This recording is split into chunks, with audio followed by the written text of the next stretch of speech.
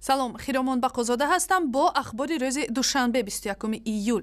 Мақомоти интизомии Тоҷикистон Шӯҳрат Қудратов яке аз вакилони дифои шинохтаро бо иттиҳоми ришваситонӣ дастгир карданд. дар оҷонси мубориза бо коррупсия рӯзи 21 июл ба радиои Озодӣ гуфтанд ки Шӯҳрат Қудратов ҳамин рӯз аз тарафи маъмурони оҷонсӣ дар маркази тиҷоратии соҳибкорони пойтахт дастгир шуд. алайҳи Шӯҳрат Қудратов барои пешниҳоди ришва ба як додрас парвандаи ҷиноӣ боз шудааст. имрӯз дар маҳалли кори Қудратов бо ҳузури худи ӯ амалиёти кофтукоп анҷом гирифт ва худи Қудратов гуфт ки ба касе пора надодааст. дар ҳамин ҳол тарафдоронаш боздошти ӯро дорои ангезаҳои сиёсӣ медонанд. Шӯҳрат Қудратов узви раёсати ҳизби социал-демократ дар парвандаҳои пурсару садо аз ҳуқуқи соҳибкор Зайд Саидов ва вазири собиқи умури дохилӣ Ёқуб Салимов ҳимоят кардааст. мақомоти хадамоти алоқаи Тоҷикистон мегӯянд дар бораи сабаби дастнорас шудани шабакаи иҷтимоии Одноклассники дар кишвар хабар надоранд. дар ин хадамот мегӯянд ки ин қазия таҳқиқ мешавад. дар ҳоле ки сабаби маҳдуд шудани дастрасӣ ба ин шабакаи пуртарафдор маълум нест, вокунишҳо ба ин хабар гуногун будааст. ман бениҳоят хурсандам ки ин шабака Одноклассникиро сайтро маҳкам карданд, барои он ки Одноклассник бениҳоят ҷавонои имрӯзара ҷазир карданд, масалан бачаҳо, духтаро аз амин программи сайти Одноклассник бениҳоят ҷазир шудаганд. ман мехоҳам ки амин сайти Одноклассникиро умуман кушода накунанд. мо агар Одноклассник набошад, мо мисолга бо воситаи бо дӯстонамон кам вай мекунем, кам мушоҳида мекунем. мо шояд набинем якдигарро, шояд аз аҳволи онҳо хабардор нашавем. бигзор Одноклассникро барқарор кунад. ба гуфтаи масъулони шабака танҳо дар Тоҷикистон ин сайти интернетӣ ҳамарӯза 200 000 корбари фаъол дорад. гуфта мешавад тарғиби васеи ғояҳои исломи ифротӣ ва танқидии раиси ҷумҳури Тоҷикистон аз сабабҳои баста шудани Одноклассники буда метавонад. раҳбарони Кумитаи молиёти Тоҷикистон мегӯянд саъй доранд миллионҳо доллар молиёти напардохтаро аз ширкатҳои хусусӣ ва давлатӣ биситонанд. Нусратулло Давлатзода раиси Кумитаи андози Тоҷикистон рӯзи 21 июл дар як нишасти хабарӣ дар Душанбе гуфт, аз ҷумла ширкатҳои сарватманди мухобиротӣ низ қисме аз молиёти худро напардохтанд ва ширкати Вавилонро ном бурд ки гӯё 341 миллион сомонӣ молиёти давлатиро пинҳон кардааст. аммо Беҳзод Файзуллоев раиси Вавилон гуфт, ширкати онҳо тамоми молиётро сари вақт мепардозад ва талаби Кумитаи андоз ғайриқонунӣ аст. дар Тоҷикистон молиёти зиёд ва тафтиши пайвастаи фаъолияти соҳибкоронро яке аз сабабҳои рушд накардани соҳибкорӣ ва ақиб мондани иқтисод медонанд.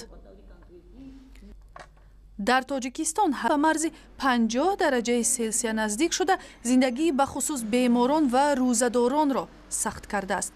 Маҳмад Сафаров раиси маркази ҳавошиносӣ рӯзи душанбе 21 июл ба радиои Озодӣ гуфт, рӯзҳои 22 ва 23 июл ҳаво дар водиҳо то 42 дараҷа ва дар ҷануби Тоҷикистон то 47 дараҷа гарм мешавад.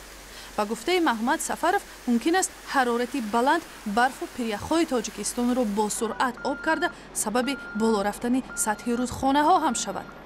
мусоҳибаи имрӯз дар бораи таъсири гармии тоқатфарсо дар Тоҷикистон аст ва бо ҳамкорам Шаҳлои Гулхоҷа. аввал дар бораи таъсири гармӣ ба зиндагии мардум мегуфтед?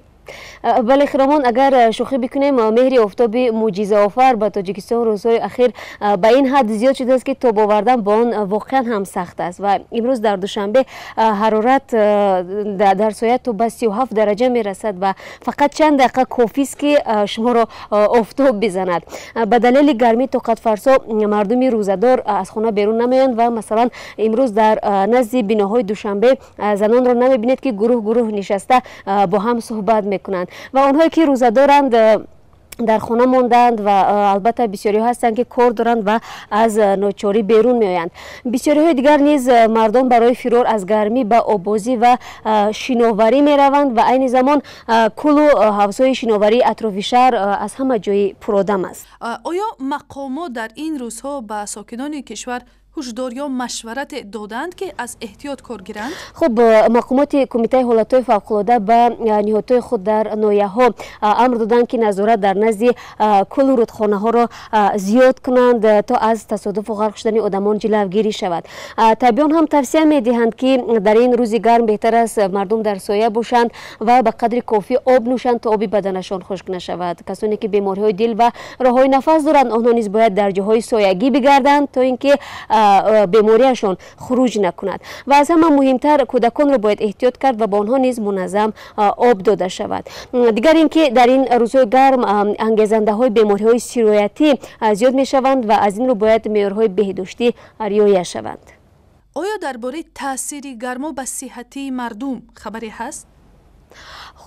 то ҳол ин гуна оморе нашр нашудааст, вале муроҷиат ба тайбон таври маъмул дар рӯзҳои гарми тобистон зиёд мешавад ва умдатан кӯдакон ба бемориҳои сироятӣ ба мисли дарунрав гирифтор мегарданд ва кофист ба як дорухонаи душанбе дароед ва мебинед ки чанд нафар дороҳои зиёди чунин бемориҳоро мепурсанд.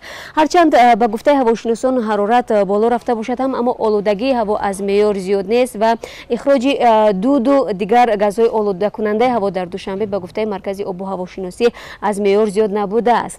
ҳамин гуна хиромон офтоб ба тамоми бузургиаш то чанд рӯзи дигар ба сари сокинони Тоҷикистон меҳр мепошад ва онҳо низ аз ин меҳри тоқатфарсо мегурезанд ва ё ба ғайр аз таҳаммули он дигар илоҷи надоранд. ҳамкорам Шаҳлои Гулхоҷа аз Душанбе суҳбат мекард.